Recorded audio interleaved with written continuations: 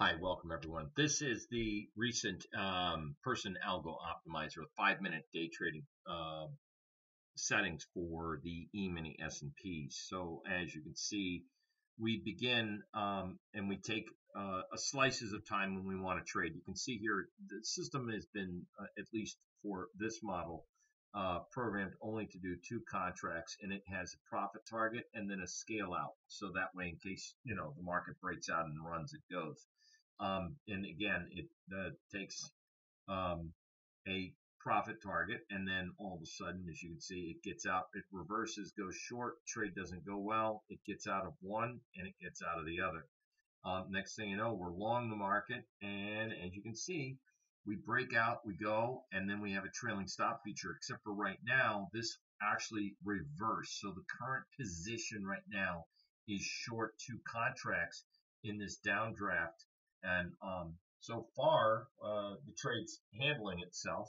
And with yesterday being a really big move, and we'll try to watch you see when we're going to be exiting this trade. There is a way we can look at where the profit target is. If we go over here to Format Strategy, and we go to Format, if I scroll down and I draw in the lines, TRUE, we'll type that in, and then we go okay, and then wait for the little blue circle going here real quick, and it should update in just a second here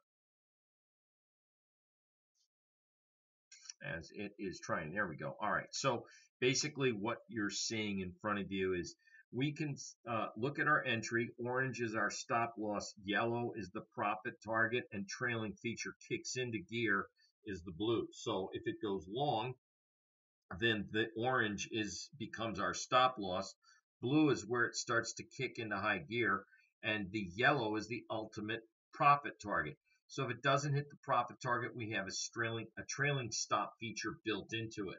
So currently you can see the system went long, had a stop, trailing stop feature. It started to get near, as it didn't quite hit its profit target. It trailed and scaled out of the trade.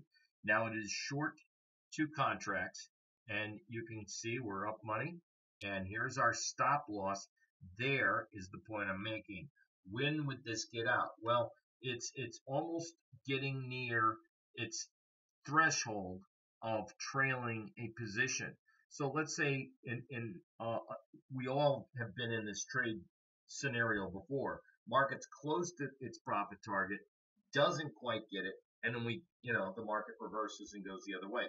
So this is designed to give us at least something out of the trade and allow us to participate in the market by scaling out. It's one of the optimal features that we can get. Now, let's take a look at what happened yesterday real quick as this trade is working. All right, so we're on the same page. You can see the date, 12/4. This was the day we had longs fired off, shorts fired off. It's done the same thing. It trails out, and it went long, took a little loser. Again, this is a 5-minute day trade program. The higher the time frame, the more trades it's going to fire off, and the higher the time frame, the less trades it's going to fire off. But needless to say, it was nice to see the market was trying to do its job in generating trades, and yes, it did catch a nice bulk of the short side of yesterday's move, and did a nice performing job in catching both little minor trends to the upside, minor trends to the downside, and it kept firing off trades going through yesterday's breakdown in the market, which is what this thing is supposed to do, catch legs in the market. So when we see that there's a period of day trading volatility, and hopefully we get out of this 2017 mire of muck of sub 20 average true range. What does that mean? Well, in 2017, this year, we have had daily ranges sub 20 points in the E-mini S&P from the start of Globex when it reopens at 6 p.m. to the close at 5 p.m. the next day. So that 23-hour session, I mean, all of that time, less than 20 points. In fact, in October of 2017, there were days that we only had 7 points in the S&Ps, as many of you are aware, that really did not provide a lot of day traders some great trading opportunities. So volatility looks like we are seeing a little bit of, push back into the market, and that's fabulous, what we're looking for. I'll keep you abreast of this particular trade, currently still short 2 contracts, and it has not trailed or scaled out of its position. Now, I think it'd be best if I expanded the chart up a bit. As you can see, short 2 contracts. So it reverses it from being long and trailing. I can't draw a straight line on this tool to save my life. But as you can see, we will give you a probably any moment now, you'll start to see that this thing's going to enact scaling out of its position. All right, so the threshold has been achieved. So if this thing starts to uptick, you'll see a first position scaled out. As it is right now, still short 2 positions in the Algo optimizer as we're doing real time here for you. All right, we should be seeing some price action coming from the Algo if this thing does drop, because as you can see, it's not having any follow through, and it's at a threshold where the trailing stop would kick in, and that's what that bright blue line is revealing for us. The max profit target is the yellow line. So this is the job of a trader. You're in the trade. I mean, you get in on a breakdown. Many of you probably would say, hey, why did this get in? And that is a if it's in a long position, right, it doesn't quite reverse until the trade is expired, and it did. It does go and does its job because clearly the trend has been broken. We see this dashed line here, which is what we call the last conditional change, something that's exclusive, proprietary, that we wrote about in the book 14 years ago. Isn't that amazing? As it is right now, we're sitting here watching and waiting for either the market to come back down to its maximum profit target, or since the level has been triggered for the trailing stop, if this thing starts to run back up, it'll exit the trade automatically. That's what we're trying to share and show you, see what it's going to do.